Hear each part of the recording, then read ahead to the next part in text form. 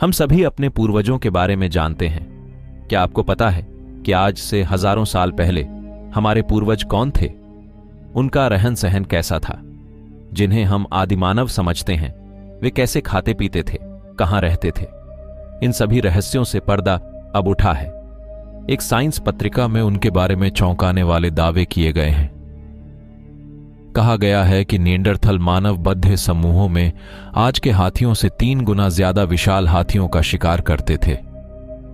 आज तक उनके समूहों को जितना बड्ढा समझा जाता था, शायद वो उनसे भी बड्ढे समूहों में रहते थे। स्टडी जर्मनी के शहर हाल के पास में मिले कुछ अवशेषों के अध्ययन पर आधारित हैं। ये अवशेष 1.50 लाख साल पुराने सीधे दांतों वाले हाथियों के हैं। डायचे वैले की रिपोर्ट के मुताबिक तब हाथी वूली मैमथ से भी ज्यादा विशाल होते थे और आज के एशियाई हाथी से तो 3 गुना ज्यादा बड़े होते थे। एक वयस्क नर का वजन 13 मीट्रिक टन तक जा सकता था। स्टडी के लेखक विल रोब्रॉक्स ने बताया, इन विशाल जानवरों का शिकार करना और उन्हें मारकर उनके मांस को खाना इस इलाके में निएंडरथल मानवों की दिनचर्या में शामिल था। यह मानव विकास में हाथियों के शिकार का पहला स्पष्ट प्रमाण है।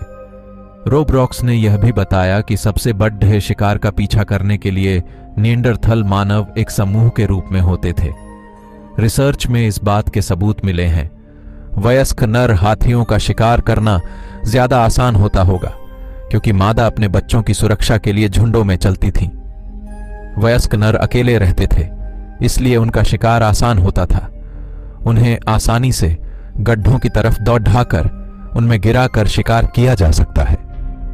निएंडरथल जानवरों को काटने के लिए चकमक पत्थर के औजारों का इस्तेमाल करते थे, जिनकी वजह से अच्छी तरह से संरक्षित हड्डियों पर स्पष्ट निशान है।